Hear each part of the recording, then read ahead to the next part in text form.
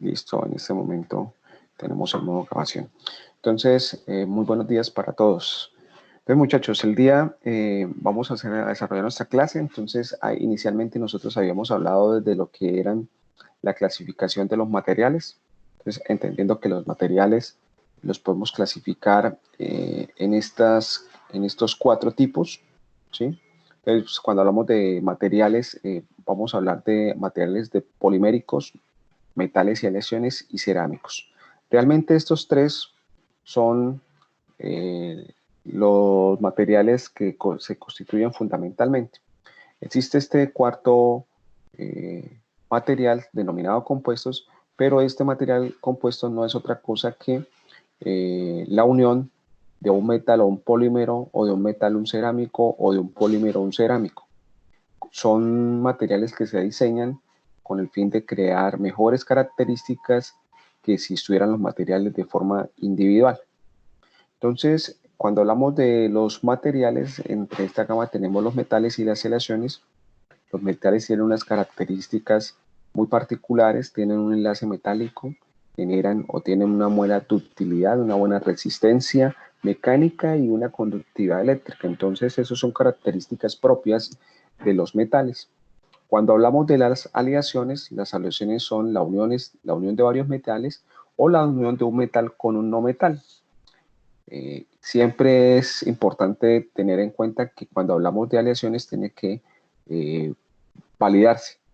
Esto que está resaltado en color rojo. Una aleación, si yo tengo una aleación, no debe cambiar el estado del material, es decir, debe mantenerse el estado sólido, y las propiedades eléctricas se deben mantener, es decir, las que acabo de mencionar anteriormente, que tengan enlace metálico, buena ductilidad, buena resistencia mecánica y conductividad eléctrica. Aquí, digamos, hay un listado o una serie de características adicionales a las que están ya en la definición, relacionadas a lo que es los metales y las aleaciones, ¿sí? Entonces, aquí se describe con mayor detalle, digamos, esas características y esas propiedades que son duros y resistentes, presentan resistencia a la ruptura, tienen una elasticidad, pese a que son duros, tienen un módulo de elasticidad, gracias, digamos, a esta propiedad, a esta característica, se pueden construir las edificaciones, ¿sí? En la parte de obra civil. Entonces, los aceros son resistentes mecánicamente, pero ellos también tienen una capacidad de elongación. Es por eso que un puente no se quiebra. De lo contrario, si no fuese por esta propiedad, un puente fácilmente sufriría fracturas frágiles en el momento que se somete a una carga.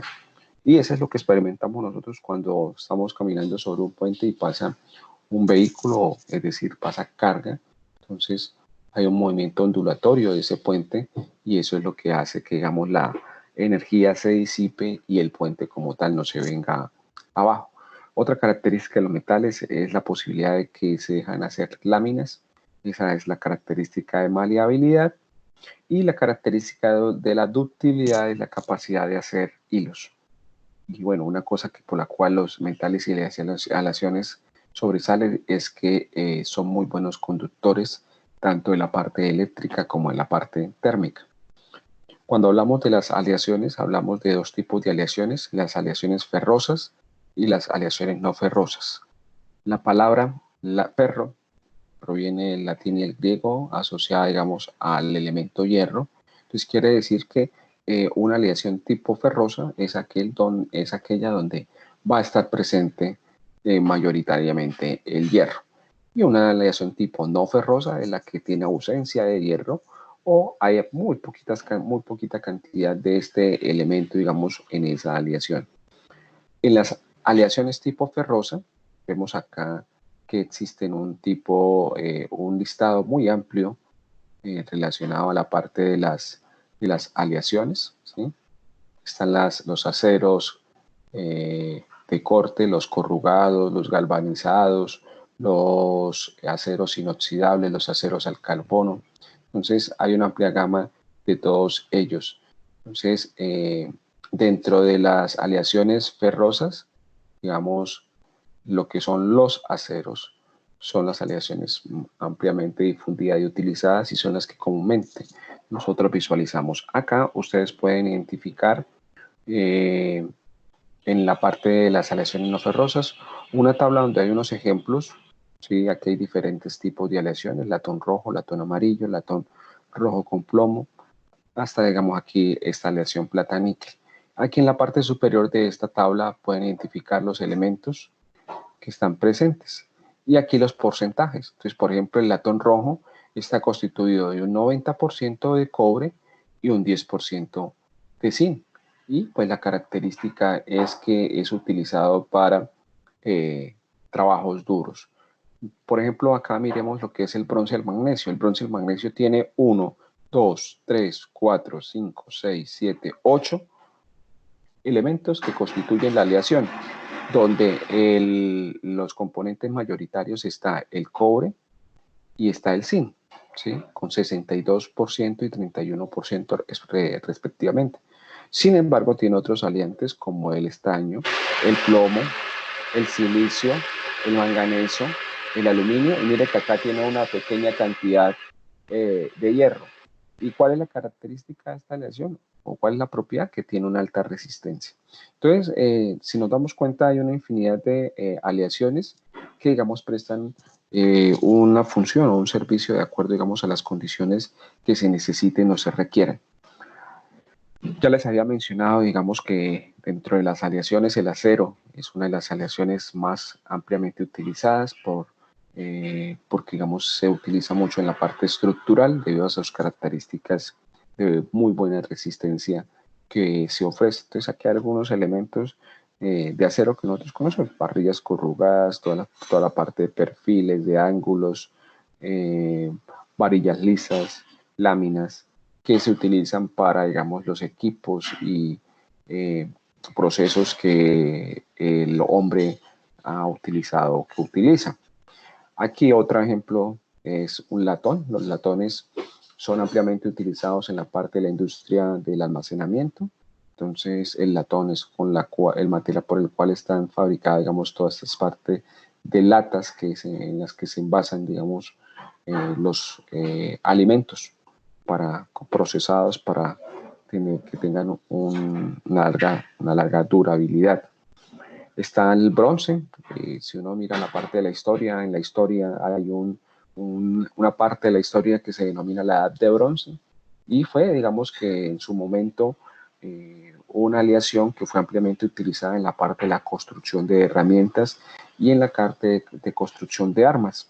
Tanto es así que, digamos, parte de los museos de historia pues se encuentran materiales, armamento asociado, digamos, a esta aleación. Pues hoy en día se utiliza en mecanismos tipo válvulas o elementos que requieran pues una alta duración y resistencia. Y desde la parte arquitectónica, desde la parte de las artes, ¿sí?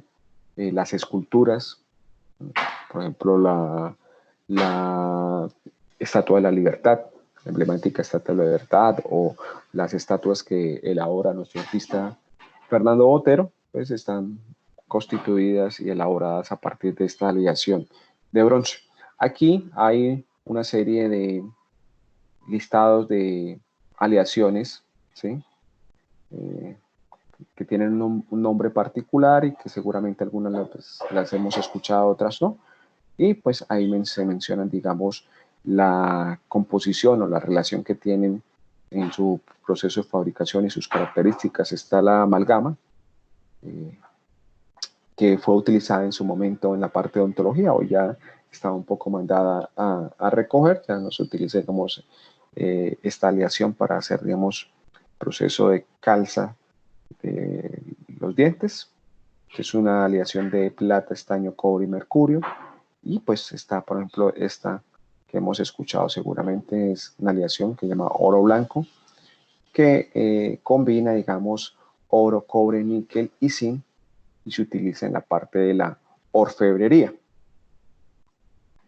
Aquí, en esta diapositiva, estamos mirando lo que es la definición de los cerámicos, ¿sí? Entendiendo que los cerámicos son materiales inorgánicos formados por elementos metálicos y no metálicos que están unidos y que están unidos a través de los tipos de enlace iónico y covalente. Estos tienen una característica y es que tienen una elevada temperatura de fusión y por eso es que son duros y frágiles. Entonces aquí en esta tabla periódica que vemos acá, podemos visualizar lo que es los metálicos y aquí en esta parte los no metálicos. Entonces los cerámicos se dan por la unión de estos que están resaltados en color azul con estos que están resaltados en color como moradito. Entonces, esos son los cerámicos. Los cerámicos entonces tienen las siguientes características o propiedades. Tienen enlaces iónicos y covalentes, son duros y frágiles, presentan una baja ductilidad, es decir, no es que se dejen formar como hilos, tienen una buena resistencia a la compresión, son buenos aislantes térmicos y eléctricos, tienen puntos de fusión muy altos. Por ejemplo, aquí hace una comparación. Si se dan cuenta acá, este cerámico tiene una temperatura de fusión de 2000 grados Celsius. Es decir, se necesitarían más de 2000 grados Celsius para convertir ese cerámico, que es la alúmina, ¿sí? En cambiar el estado, ¿sí? Convertirlo de sólido a líquido. Y aquí hace una comparación. Por ejemplo, el aluminio, que es un metal, tiene un punto de fusión de 660 grados Celsius. Y este cerámico, el óxido de aluminio, pues tiene un punto de 2000, casi 3 veces más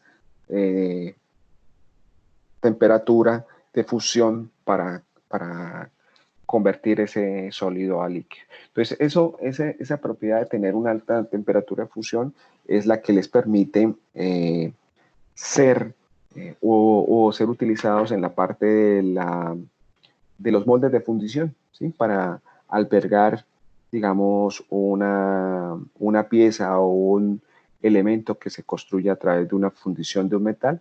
Entonces los cerámicos son los llamados a hacer esa parte o ese trabajo de ser moldes para albergar el material fundido. Son altamente resistentes a los ambientes agresivos. Aquí vemos unas aplicaciones de lo que son los cerámicos, ¿sí? Entonces, por ejemplo, acá vemos este cerámico es una combinación de óxidos de silicio, óxido de sodio y óxido de calcio. Esa combinación de esos óxidos es lo que me da el material para hacer lo que son los vidrios de las ventanas.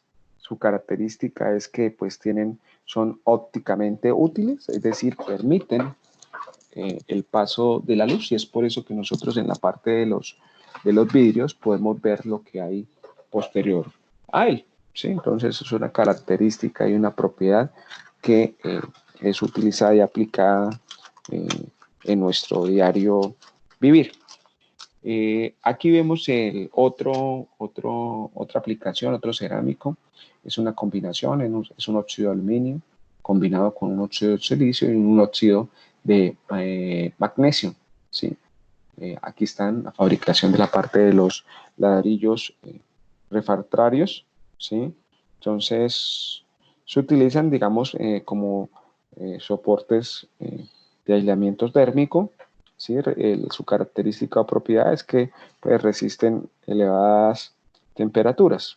Entonces, estos son unos ejemplos muy sencillos de elementos cerámicos que seguramente hemos conocido, hemos visto o los hemos experimentado. Entonces, cuando hablamos de la parte de los cerámicos, nosotros los podemos clasificar. Si hay una clasificación desde el punto de vista de su funcionalidad, los cerámicos los podemos clasificar en cerámicos tradicionales y cerámicos ingenieriles, ¿sí? Estos cerámicos tradicionales, pues por su nombre como tal, podemos deducir su funcionalidad. Están constituidos básicamente de 3 tipos de componentes básicos. Uno que es la arcilla, otro el que es el sílice y otro que son los feldespatos, ¿sí? Entonces, estos son materiales o componentes básicos de los cerámicos tradicionales. Entonces, si se dan cuenta, digamos, la arcilla también es una combinación de óxidos, ¿sí? de óxido de aluminio, óxido de silicio, agua, y pueden estar presentes otros óxidos, óxidos de hierro, de magnesio, de calcio. Entonces, con las arcillas, pues lo que se fabrican y se elaboran es pues todos la parte de ladrillería, de tejas, de materos, bueno, todo lo que ustedes conocen que se puede elaborar con la parte de las arcillas. Y ya pues, ya les había mencionado la parte del óxido de silicio en la elaboración de lo que son los vidrios, ¿no? Entonces, aquí en la parte de los cerámicos ingenieriles, una de las características es que, digamos, son materiales que están en un estado puro, ¿sí?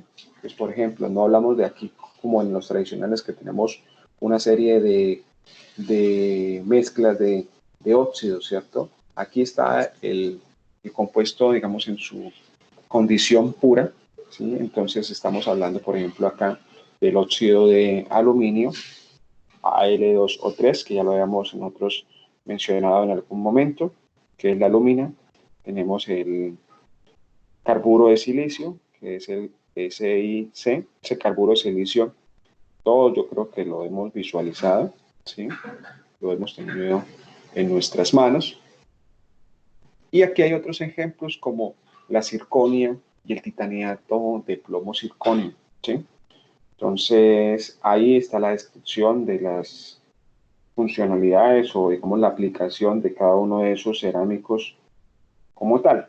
Entonces, les mencionaba, digamos, el carburo de silicio porque, digamos, es el elemento con el que se utiliza para la parte de elaboración, ¿sí? La parte de los discos o los esmeriles de piedra que se aplican para hacer pulimiento y también lo que es el papel lija, ¿no? El papel lija no es otra cosa que carburos de silicio que están pues de forma laminar, pues más que laminar es ubicado digamos en un papel que se utiliza para montar la parte de la elaboración y hacer los procesos de pulimiento como tal de superficies que se quieran. Entonces, estos son la clasificación de lo que son los cerámicos desde el punto de vista tradicional y ingenieril. Y en este momento vamos a mirar y vemos la diapositiva de lo que son los polímeros, ¿sí? Quería eh, validar que me estén escuchando. ¿Sí me están escuchando en este momento? Sí, señor. Bueno, y comentarles que en este momento pues estamos 13 personas en el salón.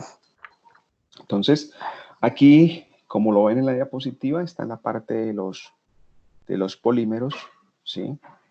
Y en los polímeros, la definición como tal es que son materiales de tipo orgánico, están constituidos por estructuras moleculares formados por átomos no metálicos, ¿sí?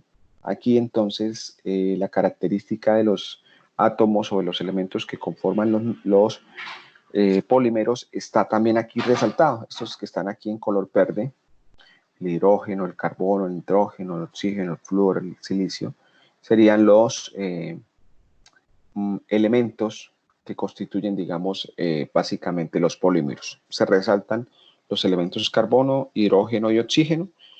Y una cosa que los caracteriza también es que los polímeros son elaborados a partir de procesos de polimerización.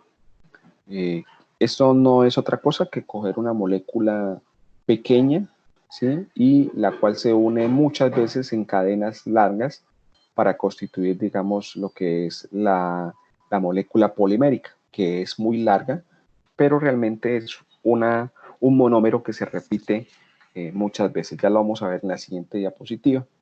Entonces, cuando hablamos también de polímeros, también nosotros viene a nuestra imagen lo que son los plásticos porque digamos todo lo que son los plásticos están constituidos de los polímeros, como vemos aquí en la imagen. Volviendo otra vez al cómo se fabrican los polímeros, aquí nosotros vemos una molécula de etileno, ¿sí? Es una molécula que tiene dos carbonos, un doble enlace, y lo que hace el proceso de polimerización básicamente es destruye, digamos, o convierte ese doble enlace de tal manera que se pueda unir otra molécula de etileno y genera enlaces sencillos, ¿sí? Entonces se rompe ese doble enlace para darle cabida y capacidad para que se una a otra molécula de etileno y generar lo que es la condición repetitiva que les decía, es decir, el monómero. Entonces, por ejemplo, aquí nosotros podemos visualizar entonces que, por ejemplo, aquí este sería, digamos, un primer monómero de etileno, ¿sí? Están las dos moléculas de carbono. Aquí estaría otro monómero de etileno y así, digamos, es que se constituye como tal el polímero, sucesivamente. Entonces se van formando todas estas, se van uniendo todos estos monómeros para constituir como tal lo que es el polímero. Aquí de forma esquemática miramos qué es lo que estamos haciendo. Tenemos los monómeros, ¿sí? Que son las moléculas pequeñas y cortas, y a través de la polimerización lo que se hace es unirlas y juntarlas y generar, digamos, una molécula de gran tamaño. Aquí, digamos, algunas formas de manera esquemática de cómo un polímero pues, puede generar cadenas lineales ramificadas, cadenas entrecruzadas. ¿Sí? Eso es simplemente para visualizar cómo es que se generan, digamos, este tipo de polímeros, de moléculas de polímeros y cómo tienen estructuras particulares. De acuerdo a esas estructuras particulares, pues estarán asociadas a lo que son las características y propiedades como tal de la molécula. Aquí el listado de las características y propiedades. Entonces podemos mirar que los polímeros están o tienen, digamos, algunos elementos característicos de unión, como son las fuerzas intermoleculares de Van der Waals. ¿Sí? Un polímero es ligero, es decir, tiene muy bajo peso, es una característica también de los polímeros que los hace, digamos, en algunos casos, pues es una propiedad que los hace característicos. Tienen una baja conductividad eléctrica y térmica, es decir, no conducen ni el calor ni la temperatura, no son aptos para, digamos, esta condición. No son adecuados a elevadas temperaturas, entonces digamos que esta es una de las debilidades de los polímeros.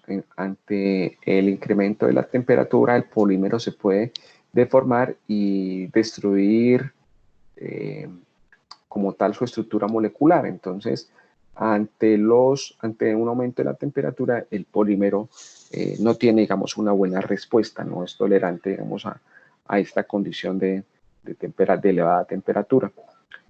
Una característica y una propiedad de estos es que son muy resistentes al ataque químico, ¿sí? Eso lo podemos evidenciar cuando nosotros visualizamos que se utilizan mucho en la parte de almacenamiento de diferentes sustancias. Encontramos polímeros que se utilizan para el envasado de alimentos, ¿sí? Toda la parte de bebidas como tal. También se utilizan para el envasado de aceites comestibles o no comestibles. Se utilizan en la parte del envasado de productos de limpieza, hipocloritos, arzoles, es decir, detergentes. Si uno revisa, hay una amplísima gama de cómo los polímeros se utilizan en todo este tipo de sustancias, ¿sí? Sustancias que van desde una composición asociada a acuosa, ¿sí? O sustancias que tienen una composición orgánica o también variaciones de pH. ¿Sí? Miramos que se pueden envasar hasta ácidos, sustancias ácidas en estos recipientes. Entonces, esa característica de ser muy resistentes a los ambientes químicos, pues los hace también ampliamente usados en todo, ¿sí? Sin embargo, esa propiedad que tienen, pues afecta desde el punto de vista de su descomposición. Si son tan resistentes químicamente, entonces va a ser difícil descomponerlos y si es difícil descomponerlos, pues su degradación va a ser también difícil, y ese es el problema que pueden experimentar desde el punto de vista de que es la condición que actualmente tenemos, ¿cierto? Es decir, el uso masivo de los plásticos ha generado problemas en este momento ya de índole ambiental. Entonces, como lo he mencionado en algunos momentos, el polímero o el plástico no es el problema. El problema es el uso indiscriminado y el uso inconsciente o inclusive a veces consciente de forma consumista que tenemos los seres humanos, ¿cierto? Entonces utilizamos de forma abusiva este material a tal grado que estamos generando una alta cantidad de desechos de polímeros que son difíciles de degradar o que tienen una forma, algunos no son reciclables, otros sí, y eso es lo que está generando, digamos, este impacto desde el punto de vista de residuo, ¿sí? Pero quiero ser insistente, el polímero o el plástico no es el problema. El problema ha sido, digamos, el alto consumo y la forma como el ser humano ha venido, digamos, abusando y no teniendo, digamos, las condiciones de conciencia para su uso eficiente. Porque también podemos resaltar que, digamos, en la parte de los plásticos han generado también impactos muy positivos desde el punto de vista no más en la parte biomédica, ¿sí? Toda la parte de almacenamiento de fluidos corporales, toda la parte de sueros, toda la parte que es inyectología, toda la parte que es la parte terapéutica. Entonces, están constituidos básicamente de polímeros plásticos. Entonces, son usos son usos que de una u otra forma pues han impactado positivamente a la humanidad. Entonces, el llamado es a hacer un uso racional y el llamado también es a empezar a darle una regulación en la forma como el ser humano está utilizando, digamos, estos materiales. Hoy en día ya vemos restricciones, ¿cierto? Con el fin de despertar un poco la conciencia, ya hay que pagar un impuesto para el uso de la bolsa, ya se tienen proyectos de eliminar los plásticos de un solo uso, ¿sí? Entonces, seguramente en el tiempo vamos a mirar que no vamos a poder utilizarlos para almacenar una bebida gaseosa o una botella de agua, ¿no? De tal manera que se evite que se utilice el envase y se bote. Vamos a ir seguramente a volver a utilizar materiales como los cerámicos en la parte de los vidrios, que antiguamente, digamos, todas las bebidas o gran parte de las bebidas estaban envasadas en vidrio, lo cual pues ya sabemos que es reciclable y tiene un mayor retorno. Entonces aquí en la parte de los polímeros pues es fascinante hablar de los polímeros porque hay muchas cosas que se hacen, que se pueden hacer y que, digamos, debemos estar llamados también a un buen manejo de estos. Aquí, cuando hablamos de los polímeros, pues tienen una amplia gama y los podemos clasificar en tres. Los polímeros podemos clasificar como los termoplásticos, como los termoestables o elastómeros, ¿sí? Entonces, y aquí, digamos, la característica de ser termoplástico, termoestable o elastómero está relacionada con la forma como se constituyen las cadenas poliméricas, es decir, cómo se unen los monómeros y cómo generan esa cadena. Entonces, en la parte de los termoplásticos son cadenas largas, pero que tienen enlaces débiles, ¿sí? Aquí, digamos, son cadenas largas, pero los enlaces son más fuertes, son enlaces de tipo covalente y algunos forman algunas redes tridimensionales. Y los elastómeros sí tienen una estructura intermedia y se caracterizan es porque tienen un amplio entrecruzamiento de sus cadenas, ¿sí? En los termoplásticos, pues tenemos una característica y es que no son o son muy débilmente tolerables de las temperaturas. Entonces, por encima de los 50 grados Celsius, este polímero pues se puede degradar o se puede deteriorar, pero tienen una ventaja y es que son reciclables. Entonces, estos polímeros se pueden reciclar y se pueden volver a utilizar. Dentro de estos polímeros está lo que conocemos como los PET, ¿sí? Que es el material con el cual se envasan las bebidas, y están también lo que son los PVCs. Son, digamos, algunos ejemplos de materiales que pueden ser reutilizados. En la parte de los termoestables, digamos, como su nombre lo dice, son materiales poliméricos que resisten una mayor temperatura, tienen una mejor respuesta, digamos, a esta condición de elevadas temperaturas. Tienen una falla y es que no son reciclables, no se pueden reciclar, es decir, su uso estaría limitado a ser usados una única vez y después se convertirían en desecho. Entre los materiales de estas características termoestable está toda la parte de las baquelitas. Las baquelitas es un material con el cual se hacen parte de los circuitos electrónicos, y están las resinas epóxicas. Las resinas epóxicas se utilizan en la parte de los pegamentos y sobre todo en la parte de la industria de las pinturas. Aquellas pinturas que mencionamos que son en base a aceite, pues tienen resinas poliméricas y fundamentalmente, digamos, ese es el material que las constituye. Y tenemos los elastómeros, que como su nombre también nos lo indica, hace parte de los polímeros que tienen, digamos, esas características y propiedades de elongación. Entonces, son los materiales con los que se fabrican toda esta parte de bandas, de ligas, de material elástico, ¿sí? La parte de suelas, de los zapatos, todo este material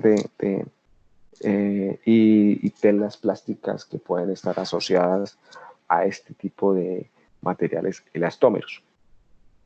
Aquí pues también dentro de los elastómeros está el caucho natural. Pues el caucho natural es un polímero de origen como su nombre lo dice, natural. Se saca, digamos, de una sustancia que arroja, digamos, la planta, el árbol, una sustancia lechosa que se transforma, entonces es un polímero de tipo natural.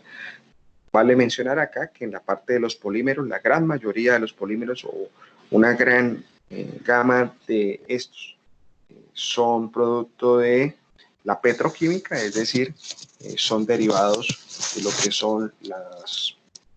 que son los hidrocarburos, ¿sí?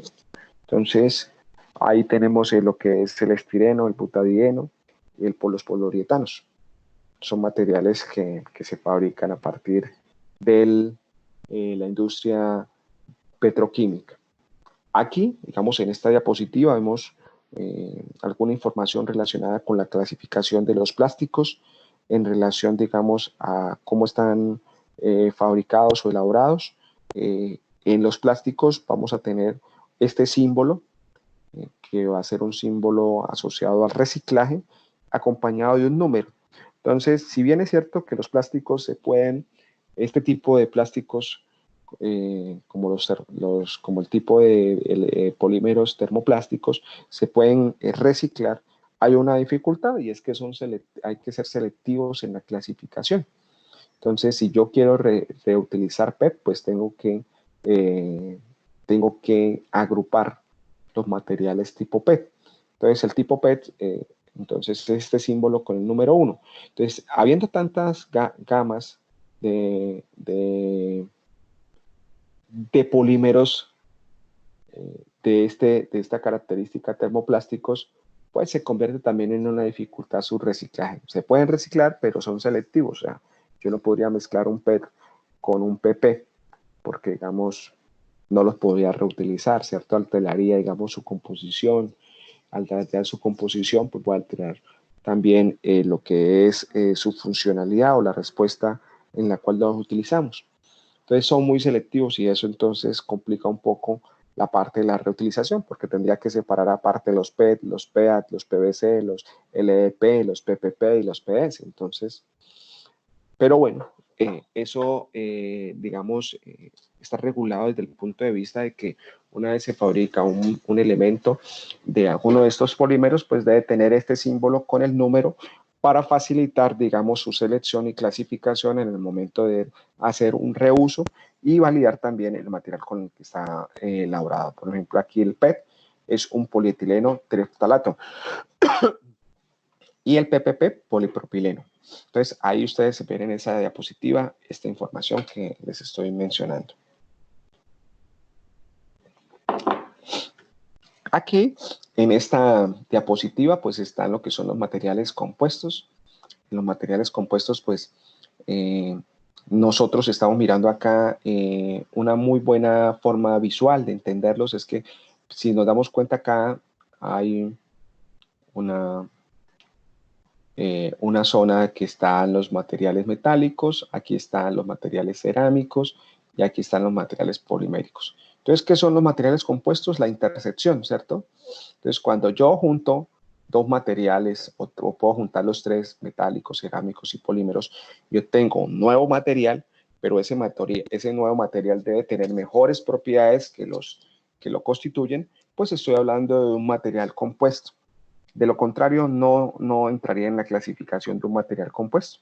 Simplemente un material que elaboraba, pero que hay otro o sus componentes originales son mejores que el material que estoy elaborando. Entonces, para que sea material compuesto, tiene que mejorar las propiedades. Entonces, aquí hay una definición, dice, se forma por la unión de materiales para conseguir la combinación de propiedades que no es posible obtener en los materiales originales de forma individual. ¿De acuerdo? Entonces, aquí vamos a ver algunas características de esos materiales compuestos. Voy a pedirle el favor a alguna de las personas que está en el salón que me ayude con la lectura. En este momento estamos 12 personas. Por ejemplo, Luis González nos puede ayudar a hacer la lectura de esta diapositiva. Sí, señor. Características. Están formados de dos materiales distinguibles, físicamente y mecánicamente separables. Materiales químicamente distintos, completamente insolubles entre sí, separables por una interfase. Sus propiedades son superiores a la simple suma de las propiedades de sus componentes. Ok, muchas gracias, Luis. Listo. Entonces, esto ya lo habíamos mencionado, es decir, está formado por dos. Es importante que yo mencionar que yo los puedo visualizar, los puedo identificar. Son materiales químicamente distintos, ¿cierto? Es decir, el metal tiene unas características químicas que son diferentes al polímero, entonces a eso hace referencia y ser reiterativo en lo que le mencionaba, tiene que mejorar las propiedades como tal. Entonces aquí vamos a mirar, digamos, unas propiedades que son muy tangibles que los materiales compuestos las han mejorado. Por ejemplo, la alta relación de resistencia con el peso. Entonces, por ejemplo, si uno quisiera mirar los materiales tradicionales, los metales tienen una alta resistencia, ¿sí? Mecánica. Sin embargo, pero la dificultad es que si son muy buenos mecánicamente, son muy pesados, ¿sí? Tienen un peso que seguramente para ciertas condiciones de trabajo no va a ser viable por su gran peso. Pero, por ejemplo, en la parte de los materiales compuestos están las fibras de vidrio y las fibras de carbono. Entonces, estos materiales que se diseñaron, ¿qué sucede? Son muy buenos desde el punto de vista de la resistencia mecánica. ¿Sí? Las fibras de carbono tienen resistencias mecánicas muy buenas y son muy livianos. Entonces, ese es un buen ejemplo de un material compuesto donde se ha aplicado, digamos, la parte de la unión de un polímero con un cerámico y se ha obtenido, digamos, una respuesta de un material que responde muy bien a la parte de los esfuerzos mecánicos y que, digamos, tiene un peso que lo hace, digamos, atractivo para muchas aplicaciones. Otras características de estos materiales compuestos tenemos la parte de la alta resistencia a elevadas temperaturas y la resistencia al impacto. Entonces, cuando hablamos de material compuesto, hablamos de que entre sus componentes están dos componentes. Está el componente matriz y el componente refuerzo. El componente matriz tiene características continua, es decir, el que se encuentra en mayor proporción y es el que da, digamos, las propiedades físicas y químicas. Y está el material de refuerzo, que es, digamos, que el material que estaría en menor proporción y es el que da, digamos, o está asociado a las propiedades mecánicas del material. Entonces, cuando hablamos de los materiales compuestos, vamos a hablar de una clasificación y es materiales compuestos particulados, materiales compuestos reforzados con fibras, materiales compuestos laminares y materiales compuestos tipo sándwich. Entonces, aquí estamos mirando, digamos, el material compuesto, ¿sí? Tipo particulado. Entonces, aquí hay unos, si ustedes se dan cuenta, hay de forma esquemática, hay una parte de partículas, ¿cierto? Metidas dentro de una matriz. Entonces, lo que vemos en los puntos sería el componente de refuerzo y el fondo sería la matriz. Entonces, un buen ejemplo de lo que son, bueno, digamos, estas características materiales me permite resistencia al desgaste. Entonces, un buen ejemplo de un material compuesto particulado, que todos lo vemos, son los cementos, ¿sí? Los cementos es un material compuesto donde tiene metales, ¿sí? En su composición y tiene lo que son cerámicos. Entonces, ahí en el cemento, digamos, están los cerámicos y están los metales y constituyen un material de tipo compuesto. Entonces, aquí hay unos ejemplos también de elementos o partes de los elementos que tienen materiales de tipo compuesto. Entonces, los discos de freno, las pastillas, están elaboradas de materiales compuestos y algunos elementos o partes del pistón también, ¿sí? Tienen, digamos, ese tipo de material. Los otros compuestos o la otra clasificación de compuestos, materiales compuestos, están en los compuestos reforzados con fibras. Digamos, esta es seguramente, digamos, de los materiales que más tangiblemente podemos visualizar o podemos asociar a materiales compuestos porque lo hemos visto, ¿sí? Y constantemente lo vemos. Entonces, aquí están las fibras de vidrio, las fibras de carbono y las fibras de poliamida o la Kevlar.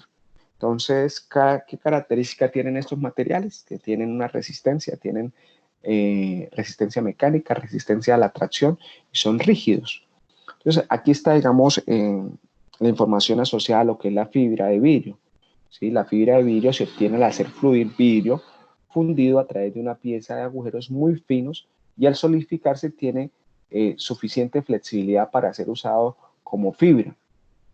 Tiene un buen aislamiento térmico, es inerte a los ácidos, soporta altas temperaturas y es usado por su bajo costo. Entonces, la fibra de vidrio, que sería óxido de silicio en forma de fibra, ese sería el cerámico, ¿cierto?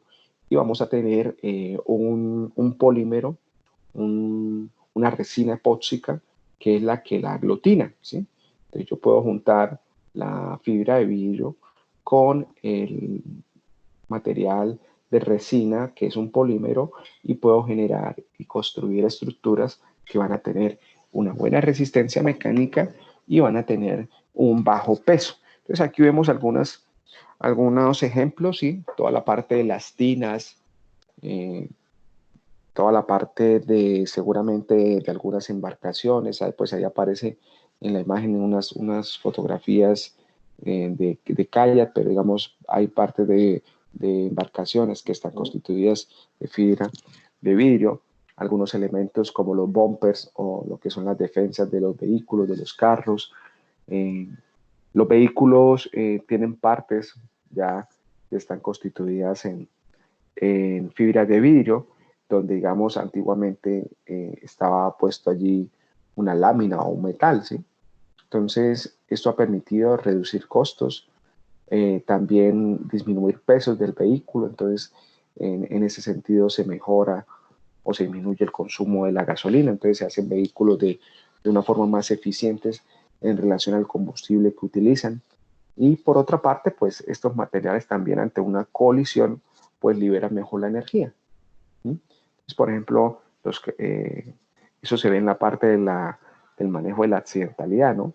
O si uno quisiera ver, por ejemplo, los carros de Fórmula 1, en el evento de que digamos, a una alta velocidad tienen una colisión, lo que hace es que se destruye, digamos, toda esa parte de esos materiales con los que están elaborados. Esto es bueno desde el punto de vista de la liberación de energía y preservación de la seguridad del piloto. Entonces, si esos materiales no correspondieran de esa forma y fueran como los metales, pues absorberían la energía, el conductor o el piloto absorbería la energía y tendría, digamos, unas consecuencias seguramente fatales para la persona que está manejando el vehículo. Entonces, estas son algunas cosas o algunas ventajas que se mencionan desde el punto de vista de estos materiales en la constitución de equipos o elementos que nosotros conocemos en nuestro día a día. Están las fibras de carbono, digamos es un poco más, tiene digamos unas mejores propiedades, unas mejores características, es mucho más costosa que la fibra de vidrio, pues por eso digamos se utiliza en aplicaciones muy particulares. De hecho, digamos, parte de vehículos de alta gama y la parte, digamos, de toda la parte de competición del ciclismo, las bicicletas de los ciclistas profesionales están elaboradas a partir de fibras de carbono. Por eso es que, digamos, estas bicicletas son tan costosas, porque, digamos, están constituidas de este material. Entonces son materiales, si se dan cuenta, muy buenos, muy resistentes, pero también muy livianos. Y entonces eso es lo que para el caso del deporte del ciclismo, pues va a generar y va a favorecer. Aquí están, digamos, las fibras de aramida, que es otra forma de lo que son las fibras, ¿sí?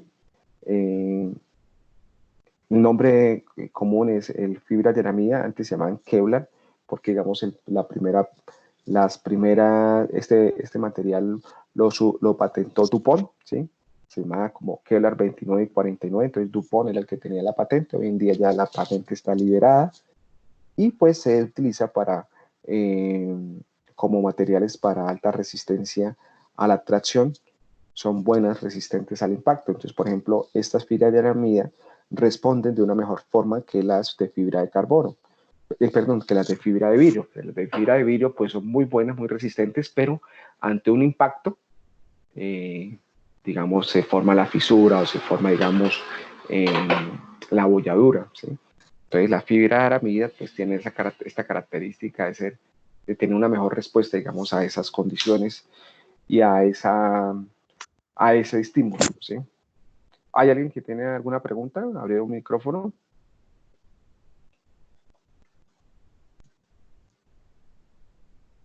¿No? ¿Ninguna pregunta por el momento? Roger, ¿vas a decir algo? No, ¿qué? Me activé el micrófono, qué pena. Bueno, no, listo, tranquilo, no se preocupe. ¿Vamos bien? ¿Me escuchan bien? Angie, Santiago, Sí, Ronald. Sí, profe, yo lo escucho bien. perfecto, claro, preciso. ¿Listo? Bueno, vamos así rapidito porque vamos pues cubriendo este tema que en teoría ya lo habíamos visto la semana anterior. Aquí entonces está la clasificación de los compuestos de tipo laminar. Entonces, como su nombre lo dice, son láminas. Aquí ustedes ven la imagen, digamos, varios recuadros que hacen referencia a láminas de diferentes materiales, se unen con un adhesivo y pues una característica es que van a tener una mayor resistencia mecánica, una mayor rigidez, una mejor respuesta a la corrosión, van a tener. Aquí hay una imagen, ¿sí? Donde tenemos una lámina de aluminio, una lámina de polímero de aramida, ¿sí? Las fibras que acabamos de ver, aluminio alimentos, aquí pues, hay una unión de cada una de estas partes y se constituye, digamos, un material compuesto, ¿sí?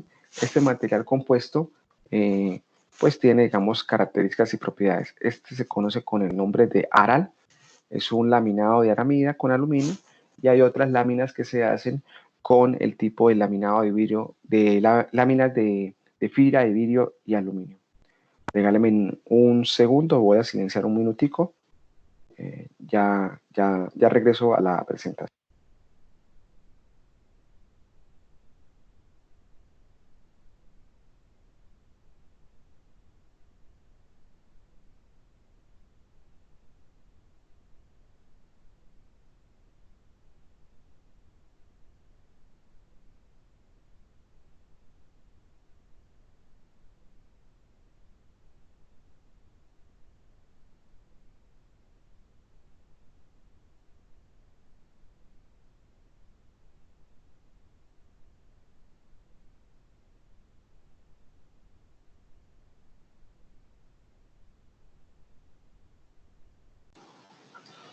Bueno, estoy acá nuevamente. Tenemos entonces la imagen de lo que les comentaban, que era, digamos, el material compuesto llamado aral, que es una lámina de aluminio y una lámina de polímero de aramida.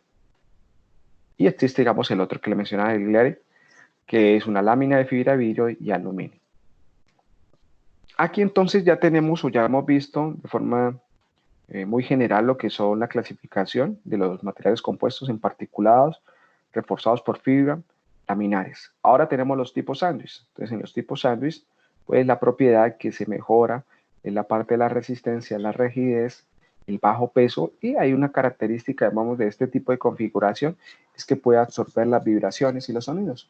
Esos materiales compuestos son los que están llamados al manejo, digamos, de las situaciones o de las condiciones que se requiere aislar vibraciones.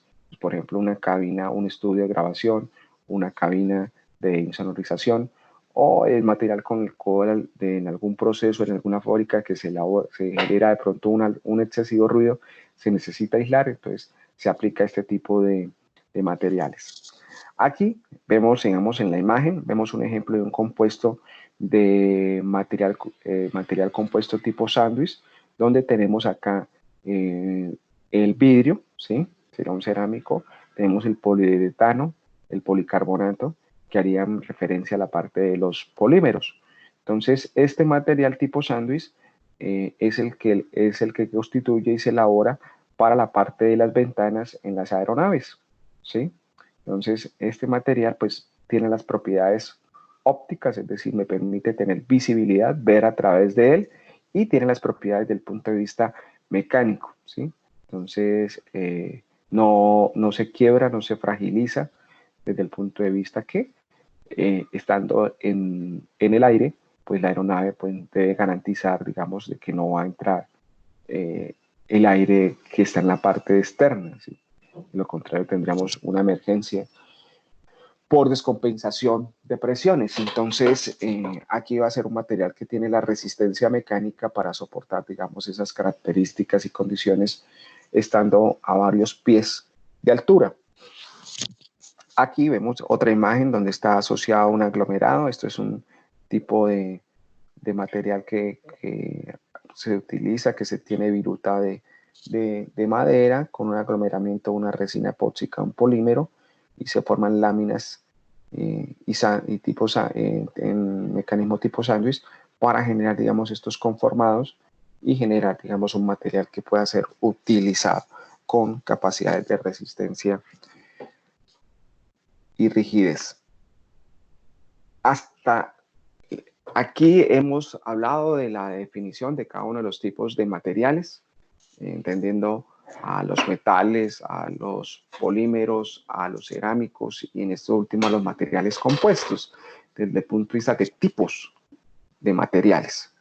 En esta diapositiva está centrado, digamos, todo lo que es la parte de la funcionalidad de los materiales, ¿sí? Entonces podemos visualizar acá varias funcionalidades. Entonces tenemos funcionalidades de tipo aeroespacial, de tipo biomédico, de tipo electrónico, desde el punto de vista de la tecnología de energía y medio ambiente, magnéticos, ópticos, inteligentes y estructurales. Entonces aquí vemos, digamos, la gama de funcionalidades de los materiales. Aquí, digamos, al lado de ellos están algunos materiales, algunos de esos los hemos mencionado al día de hoy. Entonces, por ejemplo, en la parte de los estructurales están todos los aceros, los aluminios, las fibras de vidrio, los concretos, los plásticos, ¿sí? En la parte aeroespacial están presentes lo que se conocen como las superaleaciones, ¿sí? Que son aleaciones de aluminio muy especializadas para la parte de las aeronaves que viajan al espacio. Aquí en la parte de los biomédicos, ¿sí? Están los aceros inoxidables, los aceros de titanio, ¿sí? La parte de los plásticos, lo que mencionábamos en la parte de almacenamiento de fluidos corporales. Y aquí en las aleaciones de titanio, pues se utilizan, al igual que los aceros inoxidables, en la parte de las intervenciones de reconstrucción ósea, ¿sí? Cuando se necesita que generar, digamos, un pegue o una recuperación de una ruptura ósea, pues se coloca, digamos, toda la parte de platinas y tornillos que aseguren, digamos, la parte ósea y permitan, digamos, que haya un crecimiento nuevamente de este tejido. Entonces aquí es donde estos materiales se utilizan por su capacidad de ser inertes a los fluidos corporales y el cuerpo los tolera, ¿sí? Entonces no los ve como un intruso y no genera, digamos, una reacción contraria, ¿sí? Entonces, por eso es que se utilizan en la parte biomédica estas aleaciones de titanio. Está en la parte de los electrónicos. En la parte de los electrónicos están pues ahí todos los elementos asociados a los semiconductores. En la parte de las tecnologías de energía y medio ambiente, si se dan cuenta, aquí está el óxido de circonio, los óxidos de uranio.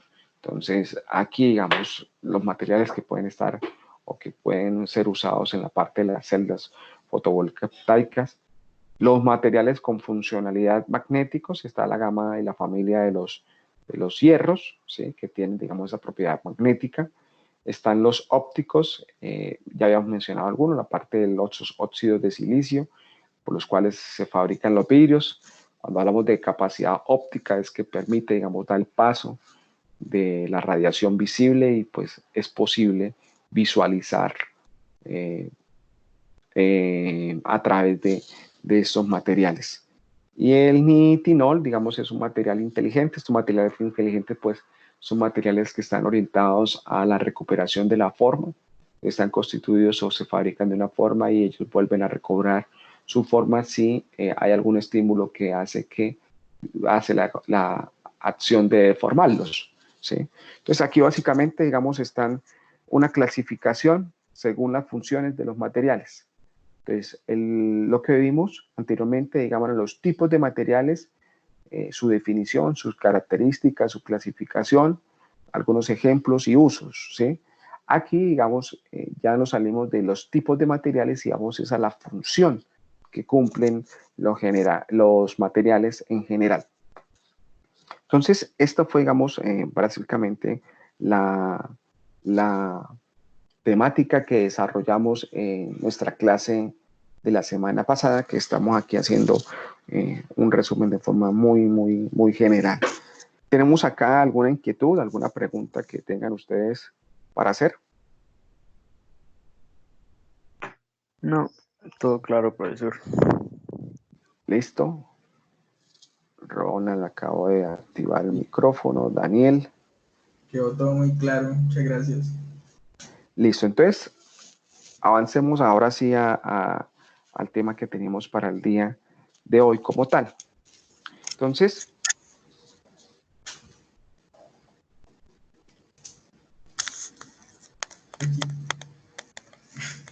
Aquí puedo sacar otro tema.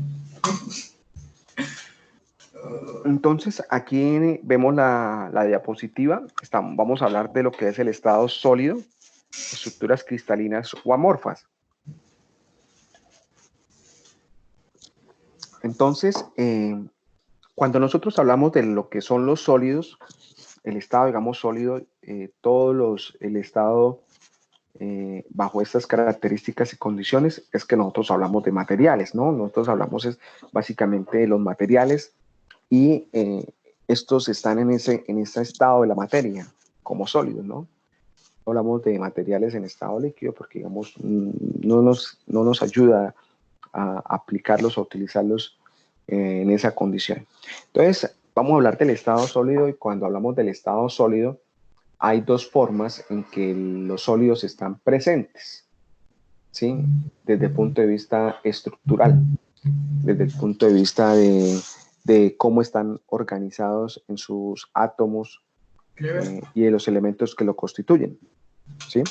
Entonces, ¿a qué hace referencia? Cuando los átomos y los electrones de esos materiales están organizados, ¿sí? Tienen un orden, presentan una forma y una geometría definida. Hablamos de que los materiales son cristalinos, ¿sí? De que el sólido es un sólido cristalino.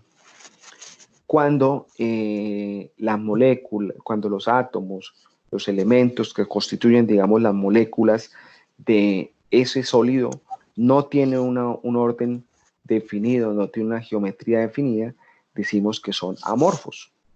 Entonces, esa es, digamos, la forma de entender cuándo un sólido es cristalino y cuándo un sólido es amorfo. Entonces, cristalino hace o está relacionado con orden, ¿sí? Y amorfo quiere decir o está asociado a que no tiene orden, ¿de acuerdo? Entonces, aquí en la diapositiva visualizamos algo de lo que les estaba comentando, ¿sí? Entonces, vamos a ver quién nos puede ayudar. Gilberto, ¿nos puede ayudar con la lectura de la diapositiva?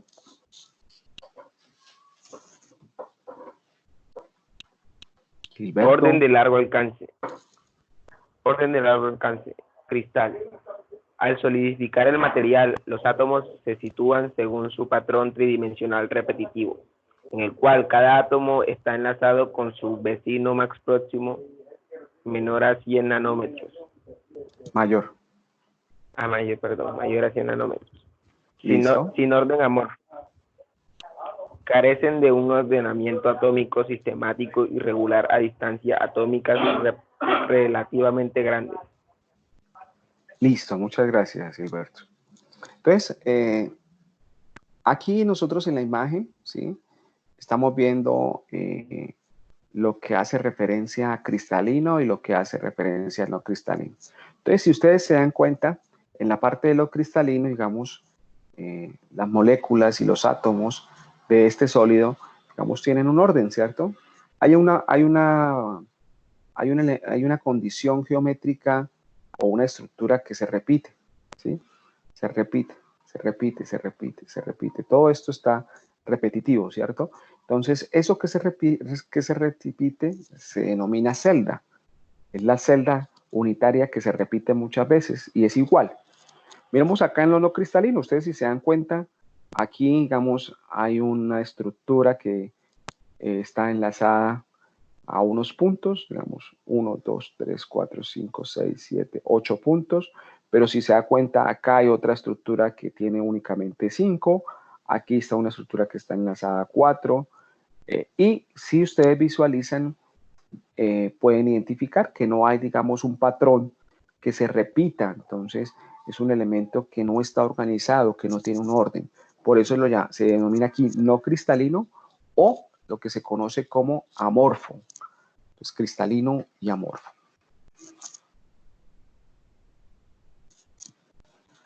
Entonces, en la parte de los sistemas cristalinos, vamos a mirar, digamos, acá algunas observaciones o definiciones. Dice, los sistemas cristalinos, los átomos, iones o moléculas se repiten periódicamente en las 3 direcciones del espacio, ocupando posiciones definidas, ¿cierto? Como consecuencia de la distribución interior, poseen una forma geométrica exterior definida. Un cristal está considerado como un grupo de átomos que se repite de forma regular por todo el cuerpo. En cualquier caso, se observan distancias y ángulos, ¿sí? Entonces empezamos a mirar y a entender cómo son esas estructuras que como tal cristalinas. Aquí hay unas definiciones que es importante que empecemos a interiorizarlas y entenderlas, ¿sí? Entonces tenemos acá lo que es la celda unitaria. ¿Qué es la celda unitaria? Entonces, vamos a ver quién nos ayuda. Luz Cáceres, ¿nos ayudas ahí con la lectura de lo que es la definición de celda unitaria? La celda unidad es la porción más simple de la estructura cristalina que conserva las características principales de la misma. Sí, sigue, por favor. La celda unidad es capaz de reproducir por traslación toda la estructura cristalina. El tamaño y forma de la celda unidad puede describirse mediante los parámetros de red, 3 vectores A, B, C y los ángulos auxiliares. Beta, Ok. beta. Alfa, beta y gamma. Listo, ok, gracias. Entonces, vamos a ir mirando y entendiendo cada una de estas características o definiciones que me indican de la celda unitaria. Entonces, la celda unitaria me está diciendo que es la porción más simple de la estructura que conserva las características de la misma. Entonces, aquí visualmente lo podemos identificar, ¿cierto? Entonces, si nos damos cuenta, esto es una red, ¿sí? Ojo. Una red porque tiene muchas celdas, ¿cierto? Entonces, una red es la unión de muchas celdas unidad. Pero nosotros podemos identificar cuál es el patrón que se repite. En este caso, estamos mirando que es un cubo, que es el patrón que se está repitiendo. Aquí está resaltado, digamos, en este color, ¿sí? En este color. Y podemos identificar que es un cubo, ¿sí? Que es un cubo. Entonces, el cubo, este cubo es la celda unidad que constituye la red. En este caso estamos hablando de una red del hierro, de material hierro, ¿cierto? Entonces, el hierro es un metal que es cristalino y que cristaliza en un sistema cúbico como el que estamos viendo acá. Entonces, a eso es lo que me está diciendo. La celda unidad es la porción más simple de la estructura cristalina que conserva las características de la misma. Es decir, que si yo estudio esta celda unidad, puedo entender y comprender todo lo que es la red. Porque estudiando esta celda unidad, puedo describir completamente la red. ¿Sí? Eso es lo que me quiere decir la definición. Dice, la celda unidad es capaz de reproducirse por traslación toda la estructura cristalina. Es un poco lo que acabo de decir, que es la forma de repetirse esa celda unitaria la que se repite constantemente y puede tener la descripción. Aquí, en esto que se menciona a continuación, dice, el tamaño y forma de la celdilla, es decir, de la red unitaria, puede describirse mediante los parámetros de red. Ojo, ¿qué son los parámetros de red? Lo que son los ejes, ¿sí? Y lo que son los ángulos. Entonces, cuando hablamos de ejes, estamos hablando de estas distancias, ¿sí? Entonces, este sería un eje, ¿cierto? Este sería otro eje y este sería otro eje, ¿sí? Entonces, los ejes son, perdón, cuando hablamos de los vectores que menciona ahí, son los ejes con los cuales está constituido, ¿sí? Este sería acá el eje A, el eje B, y el eje C, así, ¿sí? En un plano cartesiano. Y los ángulos, entonces, dependiendo, digamos, el ángulo que forme, estamos o asociamos un valor. Para este caso lo estamos generando de forma, indicando a través de las letras griegas alfa, beta y gamma. Entonces, si yo tengo, ¿cómo conozco los parámetros de red? Son los ejes y ángulos, ¿de acuerdo? Entonces, hace unos años, este señor Bravais fue la persona que identificó y pudo, digamos, visualizar los diferentes parámetros de red, ¿sí?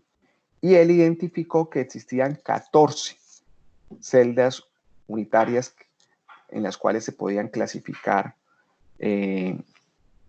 los sólidos cristalinos, ¿sí?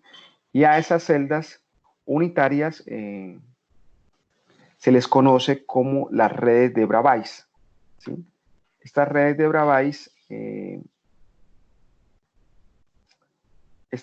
Bravais, son 14 en total, ¿sí? Y está constituido por 7 sistemas. Entonces, esto él lo descubrió. Aquí vemos entonces una celda unitaria, ¿sí? Donde tiene los parámetros de red todos iguales, ¿cierto? Por eso aparece el valor de A independiente en el eje X, Y y Z, ¿sí? Todos los ejes tienen el mismo valor, es igualito. Y así vamos a ver nosotros algunas diferencias entre una celda unitaria con respecto a otra. Al sistema cúbico, al sistema tetragonal, al sistema hexagonal, el ortorrómbico, el triclínico, ¿sí? Entonces, vamos a mirar. Tenemos las 14 redes de Bravais, pero que constituyen 7 sistemas cristalinos. ¿Qué quiere decir eso? Tenemos el sistema cúbico, ¿sí? Tenemos el sistema tetragonal, el sistema romboédrico, el sistema hexagonal, el sistema ortorrómbico, el sistema monoclínico y el sistema triclínico. Entonces tenemos 1, 2, 3, 4, 5, 6 y 7. ¿Sí? Ahí están los 7 sistemas. ¿Qué sucede? Que hay sistemas que tienen derivación de sus unidades. ¿Sí? Entonces está el sistema cúbico, que tiene al cúbico simple, al cúbico centrado en la cara, ¿sí? Y al cúbico centrado en el cuerpo. Está el tetragonal que tiene al tetragonal simple y el tetragonal centrado en el cuerpo. Está el ortorrómbico, que únicamente está el sistema ortorrómbico simple. Está el hexagonal, que únicamente tiene el sistema hexagonal simple. Está el ortorrómbico. Mire que el ortorrómbico tiene 4 subdivisiones, ¿sí? El sistema ortorrómbico simple, el sistema ortorrómbico centrado en las bases, está en la parte de arriba y en la parte de abajo, el sistema centrado en las caras, en cada una de las caras, y el sistema ortorrómbico centrado en el cuerpo. El monoclínico, ¿sí? Que está el monoclínico simple y el monoclínico en las bases. Y está el triclínico, que es únicamente uno solo. Quiero mirar a ver si él me deja aquí mostrarles una cosa. Si no, regálenme un segundo.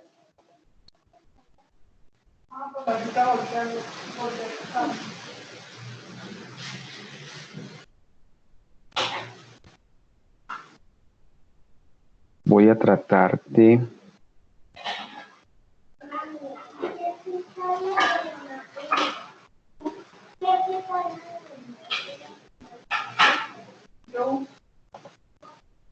Regálenme un segundo. Quiero mirar si él me permite compartir un video.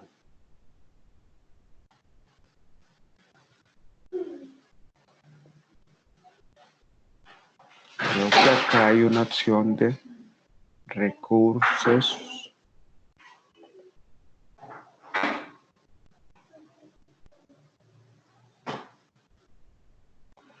Archivos.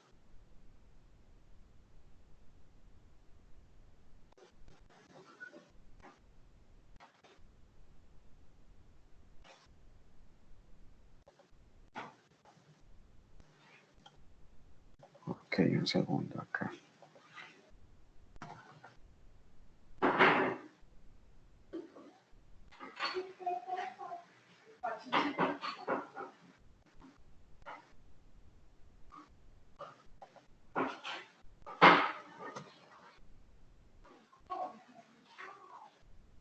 Entonces, aquí acabo de enviarle al WhatsApp de Angie un enlace en YouTube, ¿sí? Por favor, Angie, ¿me colaboras ahí reenviándolo a los compañeros?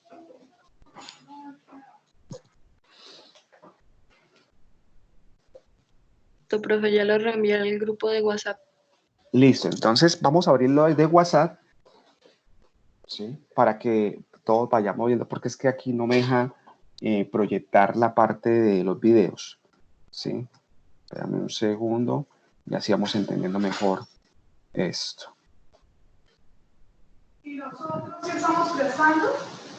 Espérame un segundo. Listo, ya lo pudiste, ya los otros ya vieron lo que Angie nos compartió.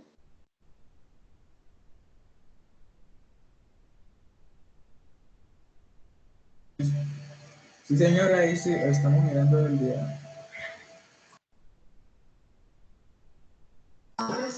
Bueno, listo. Entonces vamos a mirarlo, vamos a abrirlo todo. Espera un segundo, yo también quiero abrirlo.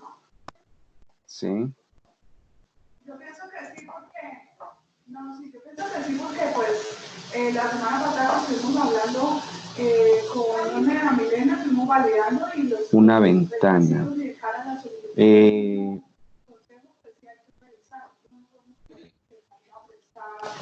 Grandes cantidades. Pero voy a tratar de...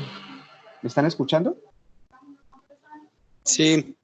Listo, voy a tratar a ver si lo puedo proyectar desde aquí, pero yo ya lo he hecho alguna vez y no había podido, pero voy a tratar a ver si me deja estar en esta ocasión. Según el scoring, pues es un riesgo bastante alto. Yo sí considero que hay que revisar cuáles son en detalle los que están pidiendo para prestar. Un momento. A ver. Sí, correcto, pero igual ustedes también tienen que revisar los criterios.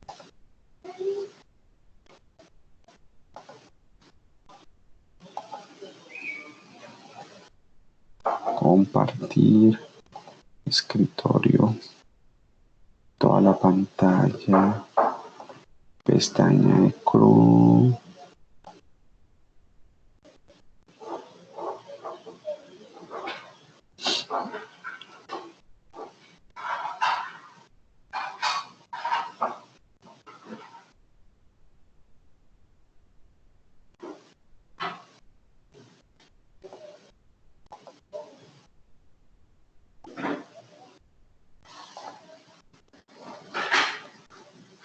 Aquí están viendo, digamos, el WhatsApp, ¿cierto? Sí, profe. Sí. Voy a tratar de abrirlo acá.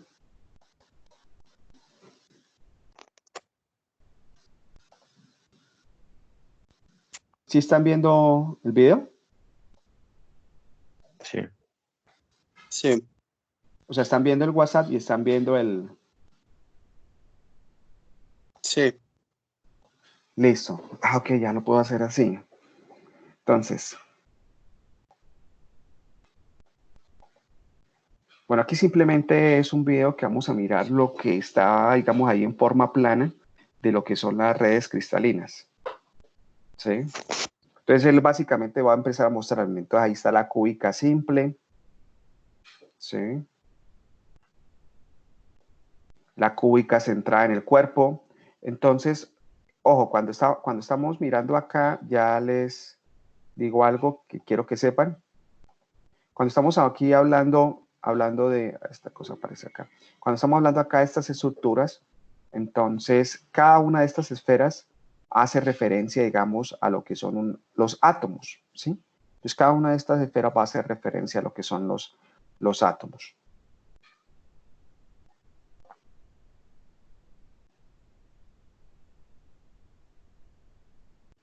Entonces ahí me está mostrando a mí lo que son las celdas unitarias, ¿sí? Entonces, estas celdas unitarias son las que componen. Entonces, mira, acá me está mostrando la cúbica y la cúbica tiene la cúbica simple, la centrada en el cuerpo y las centradas en la cara. Entonces, ¿qué quiere decir? Que el material está constituido por una red que tiene estas celdas. Entonces, el material realmente será una red de una infinidad, ¿cierto? De muchas celdas de estas que se repiten. Dependiendo del tipo de material, pues cada material va a formar cristales, bien sea de cúbica simple, de cúbica centrada en el cuerpo, de cúbica centrada en las caras. Eso va a ser característico del material. Bueno, ahí está el sistema cúbico simple.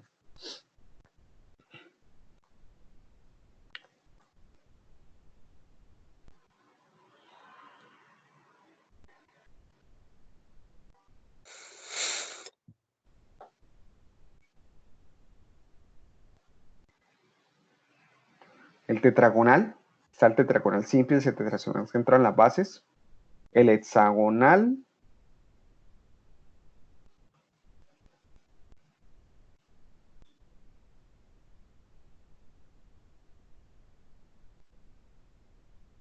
aquí está el ortorrómbico.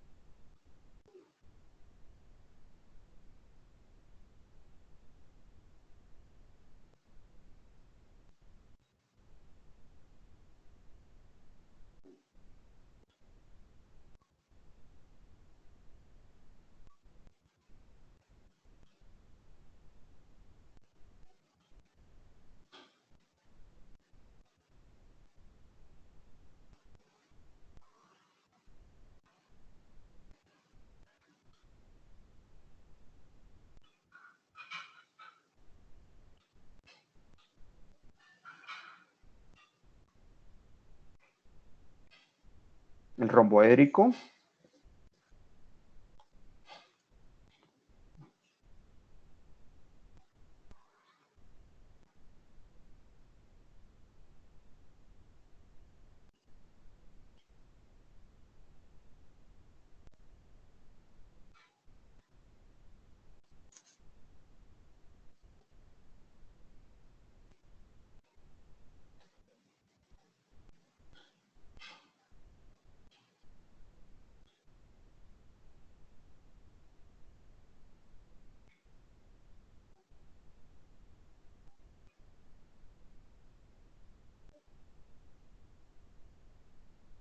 Y ahí está el triclínico, ¿listo?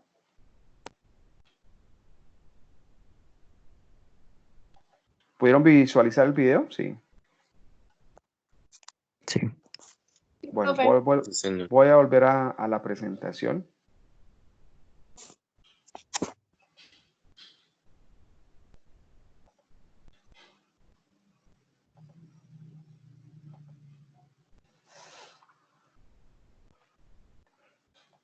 Entonces, eso que vimos en el video fue, digamos, este recorrido de las 14 redes de Bravais, pero ya sabemos que están definidas o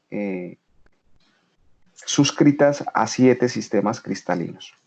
Entonces, aquí ustedes van a ver entonces en detalle cuáles son las diferencias, ¿cierto? Entonces, aquí está el cúbico simple o sencillo. Entonces, si se dan cuenta acá, estos son los ejes. Mire que en la parte del cúbico, en el cúbico, ¿qué sucede con los ejes?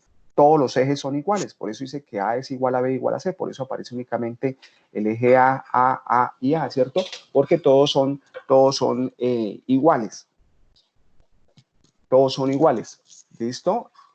Aquí la diferencia va a estar en la ubicación de los átomos, ¿cierto? Entonces, este únicamente tiene los átomos en las aristas, el cúbico centrado en las caras, va a tener centrado en las caras, va a tener en cada cara también un átomo que estaría asociado a cada una de las caras. Y como tiene 6 caras, pues va a tener 6 átomos que están ahí, ¿cierto? Ojo, sin embargo, después nos vamos a dar cuenta que vamos a tener que tener en cuenta cómo es que están organizadas o constituidas esa ubicación de los átomos cuando se constituye la red. Está el cúbico centrado en el cuerpo. Y mire que la característica del ángulo es que todos los ángulos también son iguales, ¿cierto? Tienen un valor de 90 grados. ¿Sí? Entonces, tienen igual valor de eje, igual valor de ángulo. Miremos entonces la siguiente diapositiva. Entonces, este es el sistema tetragonal. En el sistema tetragonal, ¿qué sucede? Que hay 2 ejes que son iguales, ¿cierto? A es igual a B, pero el tercer eje es diferente, ¿cierto? Y tenemos que los ángulos, si todos son iguales, el ángulo alfa, beta y gamma, todos son iguales, tienen un valor de 90 grados como tal, ¿sí? Entonces, la característica de este sistema cristalino. Miramos ahí, ustedes identifiquen la parte que está ahí, el sistema cristalino ortorrómbico, ¿sí? El cristalino ortorrómbico, perdón, me devuelvo acá, me pasé. Okay, regálenme ahí un segundo, van a visualizar.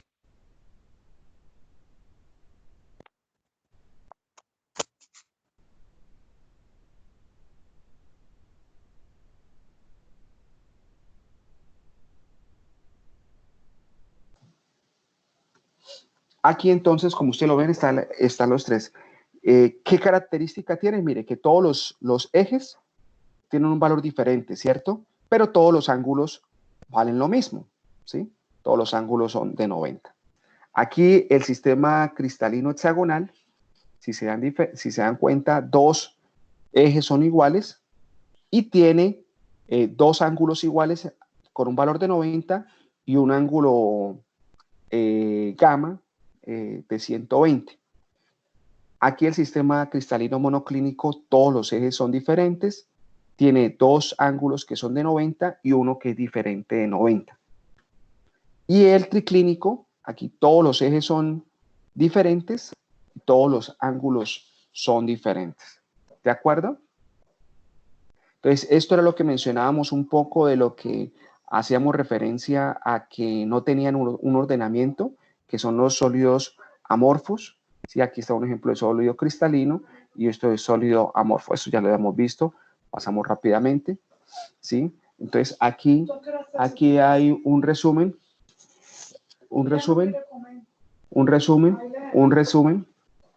de lo que estamos hablando. Entonces, aquí existen dos tipos de disposición de los átomos en estado sólido, ordenado cristalino y desordenado o amorfo, ¿sí? Es lo que hemos dicho. La distribución atómica en los sólidos cristalinos puede verse como una red de líneas llamadas red cristalina.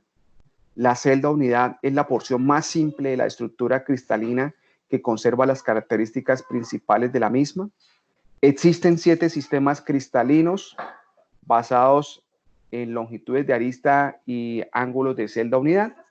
Y existe un total de 14 celdas unitarias distintas basadas en las distribuciones internas de los átomos. ¿Listo? Quería mencionarles que, digamos, parte de lo que vimos ahorita en los sistemas de redes cristalinas, me apoyé, digamos, en un material de la Universidad de Valencia, como para darle, digamos, los créditos y pues respetar los derechos de autor de parte de la información que está ahí. Entonces, ¿alguna pregunta, alguna duda, alguna inquietud de lo que acabamos de ver? No, señor. Yo creo que con todo el material que nos presentó y su explicación fue suficiente. Bueno, muchachos, entonces por el día de hoy finalizamos nuestra clase. La próxima semana, pues es Semana Santa, no nos encontraremos. Yo voy a generar como una especie de taller para ir reforzando esta parte de las estructuras cristalinas, ¿sí? Porque viene un material que va a estar asociado, digamos, a las características de cómo se define esta parte cristalino para compartirlo. Entonces, una vez tenga, digamos, ese material, ese taller, se los compartiré, seguramente lo subiré a la plataforma de Schoology, que es donde hacemos nosotros nuestras actividades de talleres. ¿De acuerdo? Sí, señor. Bueno, les agradezco muchísimo la paciencia y haber estado acá, digamos,